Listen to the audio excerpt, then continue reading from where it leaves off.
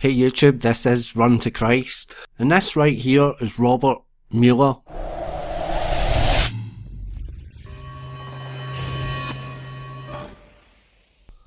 And this is a quote from him, and I'll read it out to you. In my view, after 50 years of service in the United National System, I perceive the utmost urgency and absolute necessity for proper Earth government. There is no shadow of a doubt that the present political and economic systems are no longer appropriate and will lead to the end of life evolution on this planet. We must therefore absolutely and urgently look for new ways. So what is their new ways? Well, one of the ways is this: the Global Goals for Sustainable Development, otherwise known as Agenda 2030. Now, this is a United Nations project, so it would be great if we actually knew who was behind the United Nations. So there was obviously a vast amount of people, but one of them was Robert Mueller, and he is known as the father of global education, and he received the UNESCO Peace Education Prize in 1989 for his World Core Curriculum, a global education program. And here are some of Robert Mueller's quotes. We must move as quickly as possible to a one world government, a one world religion, under a one world leader. So he obviously shares the global mentality that everything should be one world government, one religion, one leader. Okay, what's another word for one? Well, that would be uni. And that's where we get our term universal. Well, as we know, universal means Catholic. So I know what you're thinking. You're thinking, why would Jews call their film studios Catholic? Makes no sense to me. Or Columbia Pictures, real Jewish names there. So, Mueller also said, Teilhard had always viewed the United Nations as the progressive institutional embodiment of his philosophy. And he goes on to say, Teilhard de Chardin influenced his companion, who inspired his colleagues, who started a rich process of global and long-term thinking in the United Nations, which affected many nations and people around the world.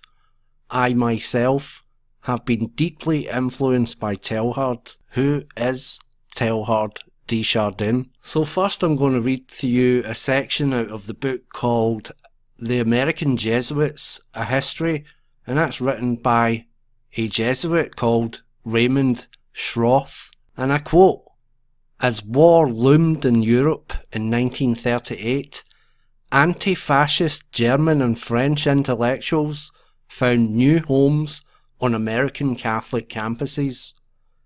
Wait a minute, did I read that right? Anti-fascist German and French intellectuals found new homes on American Catholic campuses. And yes, folks, that is the same Antifa that you hear about today in the United States. They have their origin in Germany. They were the leftist opposition to the Nazi Party. So I'll continue reading from the American Jesuits. In 1940, Maritain, who had already published 60 books that would rank him as one of the greatest minds of the century, sat down with Fordham President Robert Gannon to discuss the possibility of his coming to Fordham as chair of the graduate philosophy program. At the moment, Maritain was opposed to the relationship between the Vatican and the Mussolini fascist government. He wanted assurance from Gannon that he could speak out on political views that were not governed by the content of revelation. Gannon, a pro-Franco conservative, refused. Thus, the greatest living Catholic philosopher went on to teach and lecture at a dozen other universities, finally at Princeton, until 1960. Gannon, as a conservative spokesman, was typical of his era, but not representative of the momentum in the church. So it's talking about prominent Jesuits, and the 6 that they name, I obviously was reading to you the 5th in their list. Now here is the 6th.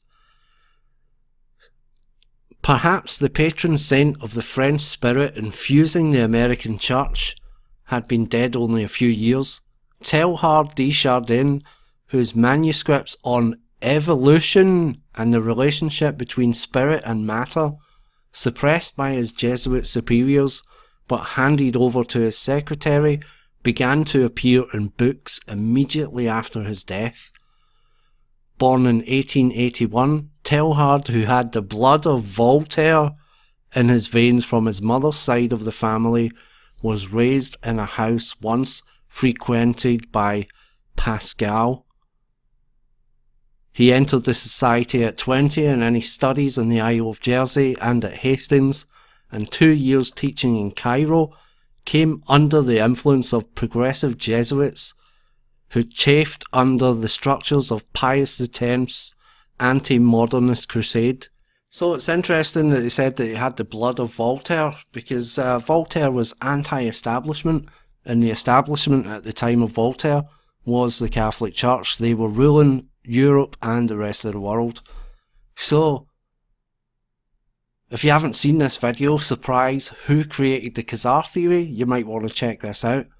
Because to learn who rules over you, simply find out who you are not allowed to criticise. Now this is a misattributed quote to Voltaire. It is not Voltaire that says this. You can check the video out for yourself. Dr. Paul Gibbard pretty much done his doctorate on all of Voltaire's works. Can assure you and I that that quote is not of Voltaire. And the weirdest thing is about this quote is that it was actually written by a white supremacist anti-Semite who was charged for having cheese pizza on his computer. And he wrote this quote in an article from the National Vanguard, and you can see here, towards a new consciousness, a new order, a new people. Well. That sounds very much in line with United Nations. So let's get back to Teilhard. Here's a quote from his own writings. Although the form is not yet discernible, mankind tomorrow will awaken to a pan-organised world. And the pan just means, in Greek, all-encompassing. In other words, universal. And Robert Mueller also wrote, any Teilhardian, which is somebody who studies the philosophies and works of Teilhard, will recognise in this the spiritual transcendence which he announced so emphatically as the next step in our evolution. Well, this guy's really he quite likes talking about evolution quite a lot, doesn't he? And that comes from Teilhard. So, I mean, is it possible that the Jesuits are responsible for the theory of evolution? Could that be true? Do you believe in the theory of evolution? Oh, I don't know. How about the Big Bang Theory? Do you believe in that? So, Georges Lemaitre, a Belgian Catholic priest, was the originator of what would become known as the Big Bang Theory. He called it the primordial atom. So, it kind of just seems like, I don't know, the Jesuits might be responsible for all of your atheistic beliefs, evolution, spiritual evolution, and the Big Bang Theory. Because of course you must know that evolution is an ancient pagan belief. You've heard of Easter, haven't you?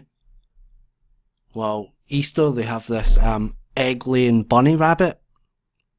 I don't know, that sounds pretty much like evolution to me. And who is it that's associated with Easter? Because obviously you must be aware of, like, Constantine, who Christianized paganism for the Roman Empire, and it eventually became the Catholic Church. That's why everybody worships on a Sunday, because it was the day of the sun, a pagan day of the sun, that Constantine introduced. Yeah, that's right. So, Teilhard de Chardin was a French Jesuit priest, a eugenicist, a Marxist, a pantheist, and an evolutionist. He was heavily involved in the 1912 forgery that was called Piltdown Man, where they tried to convince the world that evolution is true by digging out of the ground some fake bones that they claimed was a link between modern humans and apes. I mean, really? So, here's a cracking Teilhard quote for you. This'll knock your socks off. And I quote, "I believe that the Messiah whom we await, whom we all without any doubt await, is the universal Christ, that is to say, the Christ of evolution." Transhumanism? Anyone?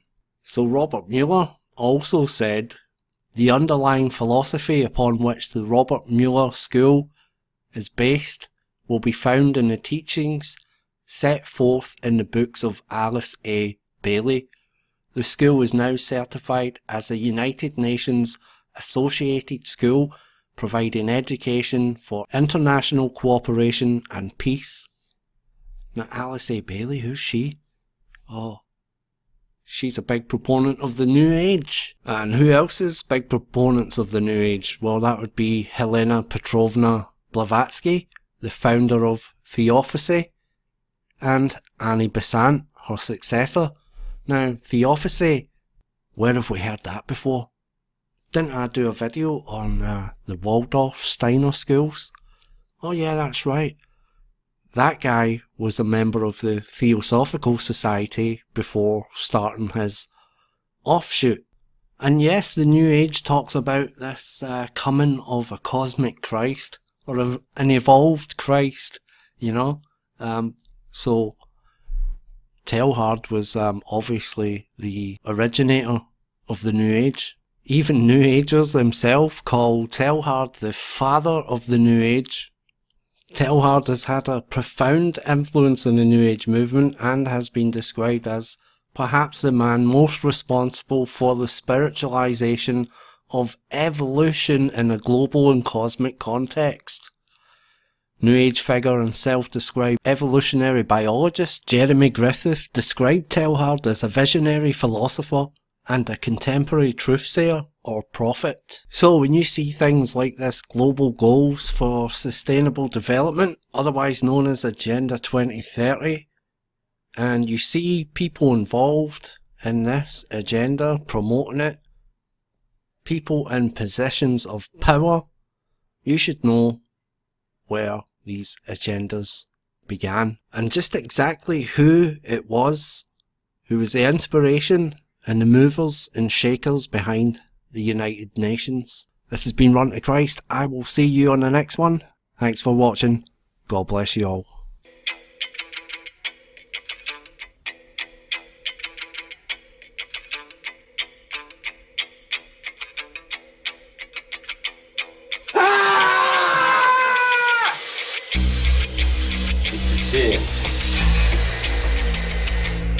The phone is ringing.